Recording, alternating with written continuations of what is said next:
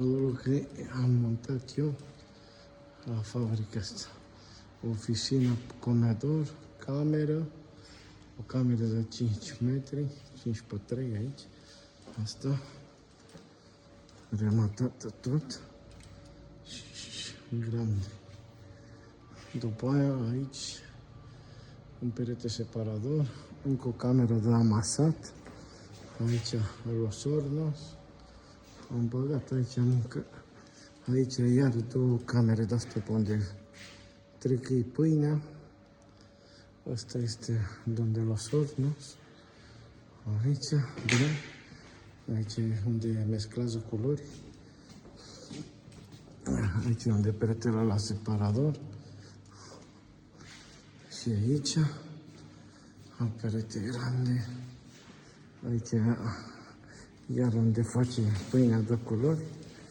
Aici, încă o cameră care lipsește ușa, încă un perete separador. Pac. Aici încă două săli cu o cameră acolo care dă ușa pe partea aia altă. Aia o cameră. Dă ușa pe partea. Aici e unde guardează pâinea, nu știu ce fac. Asta e una. Aici mai e un pasillo. Un labirint, mă dracu, am făcut aici. Deci e un labirint. Încă de asta, ușă pe parte, ușă pe parte. Făcute de Vladimir, montate de mine. Rematate frumos de mine.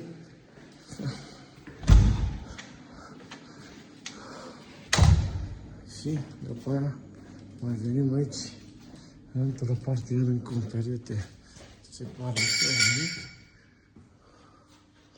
Venim aici și dăm de camera asta care v-am arătat peretele pe spate.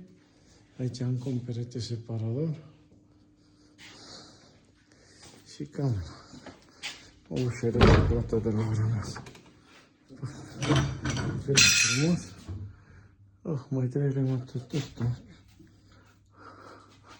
Nu știu ce nu are remată asta. Acum o văd. Are remată aici pe asta.